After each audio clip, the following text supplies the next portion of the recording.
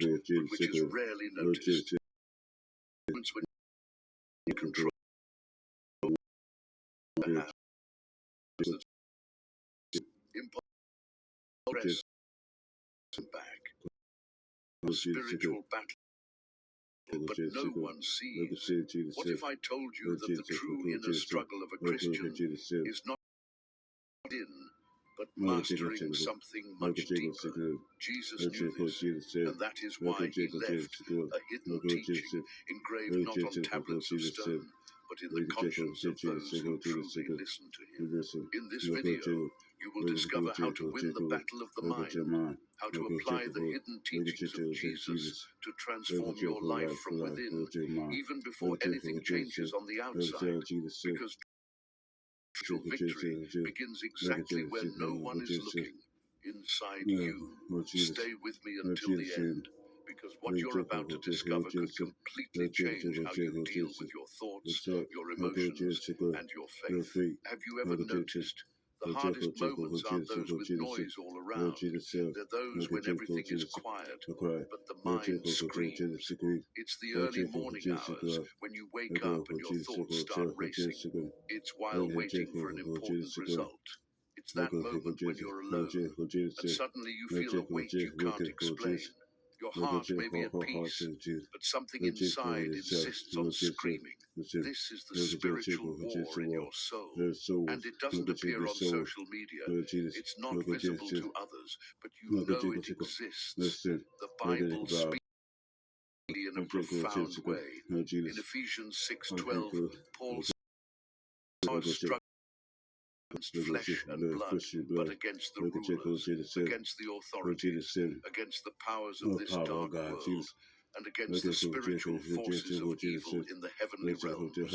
Many people read this verse and think of external forces, but what few realize is that this battle also takes place in the most intimate realm: your mind, your emotions, your thoughts. And here begins something important, because Jesus knew this struggle would exist. He saw Peter deny him 3 times because of the fear that gripped his mind. He saw Judas consumed by thoughts of greed. He knew human frailty, but he knew a voice that whispers. It is not the voice of despair. It is not the voice of anxiety. It is the voice of God in the silence, the one that can only be heard when you stop fighting alone and begin to surrender control. But how do you do that when your mind feels like a battlefield? If I were to ask you now, what are Jesus' commandments? You would probably remember: love God, love your neighbor, forgive 70 times 7. All correct. But there is one that he taught so subtly, so profoundly, that it went unnoticed by most. This is Jesus' invisible commandment. It is not written in golden letters. It was not engraved in stone like the 10 Commandments. But it is present in every word he spoke about mastering negative thoughts, about having spiritual and emotional control, about conquering oneself before trying to conquer anything external. Let me tell you something that happened a long time ago. A young disciple was with Jesus, walking through the mountains of Galilee. He had just argued with another follower over something small, insignificant, but it had taken over his mind. He kept rehashing the words, planning what he would say next, feeling anger growing inside. Jesus, who was walking a few steps ahead, stopped. He turned and looked deep into the young man's eyes. "Why do you let your mind become your prison?" Jesus asked. The young man was speechless. "Do you see that bird over there?" Jesus pointed to the sky. "It doesn't carry yesterday's worries. It doesn't hold grudges. It doesn't let thoughts dominate it. You, who were created in the image of God, have something that no other created being has: the power to choose what will dwell in your mind." The young man had never thought of it that way. Jesus continued, "He who masters his own thoughts is stronger than he who conquers a city. For the real battle is not out there, it is within." And he touched the young man's chest right in the heart. This encounter was never recorded in the Gospels, but hundreds of moments like it happened. Jesus taught about the mind, about self-control, about the need to guard the heart, because from there flow the springs of life, as Proverbs 4:23 says. This was the spiritual secret that few paid attention to, and that's exactly what most people still don't see today. There's a verse that most people memorize, but few truly understand. It's in 2 Corinthians 10:5, and Paul says something surprising, taking every thought captive to the obedience of Christ. Wait, captive. Is Paul saying that thoughts can be prisoners? Exactly. And that changes everything, because it means you're not a prisoner of your thoughts. They can be prisoners of you. That obsessive thought that keeps you awake at night, it can be captured. That toxic memory that keeps coming back, it can be imprisoned. That inner voice that sabotages you, it can be silenced. But here's the problem. Most people live as if it were the other way around. They let their thoughts rule. They let fear decide. They let anxiety control. And so they live as prisoners within their own minds, in a spiritual battlefield that never ends. Jesus knew this. That's why he didn't just heal bodies, he freed minds. Remember the Gadarene demoniac? Mark 5 tells us that he lived naked, shouting among the tombs, cutting himself with stones. When Jesus freed him, the text says he was clothed and in his right mind. True liberation happened in the mind, because the good and evil within us is not just a metaphor, it's a literal war for your thoughts. And the one who wins this war is not the physically strongest. It's the one who has learned to take captive that which tries to dominate you. The question is, are you controlling your thoughts, or are they controlling you? Now I'm going to tell you something that few people know. Jesus had to deal with this too. In Gethsemane, before the cross, Luke 22:44 says that Jesus was in agony, and his sweat became like drops of blood. This is a real medical condition called hematidrosis. It happens when emotional stress is so intense that blood capillaries rupture. Jesus knew what was coming. His human mind was in conflict. And look what he did 3 times.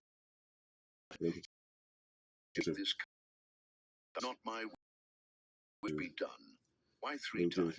Because overcoming mental temptations isn't instantaneous. It's a process. It's a repeated choice. It's you saying no to the carnal mind and yes to the Spirit as many times as necessary. And here is the secret that changes everything. Jesus did not deny the conflict. He embraced it. He did not pretend to be okay. He acknowledged the struggle, but he chose to align his will with the Father's, even when everything within him screamed to flee.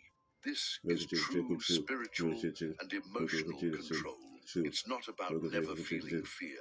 It's about feeling and choosing faith anyway. It's not about never doubting. It's about doubting and still trusting. It's not about having a perfect mind. It's about having a surrendered mind. Also, if you're finding this content relevant to your life, leave a like below and subscribe to the channel. This helps me continue bringing you messages like this. Just a second, and we'll be right back. So, when your mind screams louder than your faith, do as Jesus did, don't fight alone. Surrender, give in, because true strength isn't in controlling everything, it's in trusting in the one who can. Remember the story where Jesus calmed the storm. The disciples were terrified, the boat was rocking violently, the waves seemed like they were going to swallow everything, and Jesus, sleeping, peaceful, they woke him in desperation. Teacher, don't you care that we are dying? And what did Jesus do? He got up, looked at the raging sea, and simply said, "Peace, be still." And immediately the wind ceased. Mark 4:39. But here's what few realize. Jesus wasn't just teaching about physical storms. He was revealing Jesus' wisdom for the mind, because the real storm he wants to calm isn't the one outside. It's the one inside you. How many times have you felt your mind like a raging sea, thoughts racing from one side to the other, fear crashing like waves, anxiety trying to drown you, and you, in the midst of it all, trying to stay afloat alone? But Jesus is in the boat with you, and he has authority over any storm, including the inner one. Jesus' teachings on self-control always pointed to this truth. You don't have to be a slave to your emotions. You have the power through him to command peace, be still, not to external winds, but to internal ones, to fears, to doubts, to the thoughts that disturb you. And you know what the most incredible part is? Jesus wasn't angry with the disciples for being afraid. He understood. But after calming the sea, he asked a question.